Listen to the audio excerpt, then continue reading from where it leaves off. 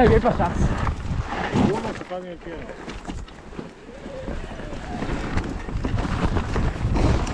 Oggi si impara molto comunque a livello di guida.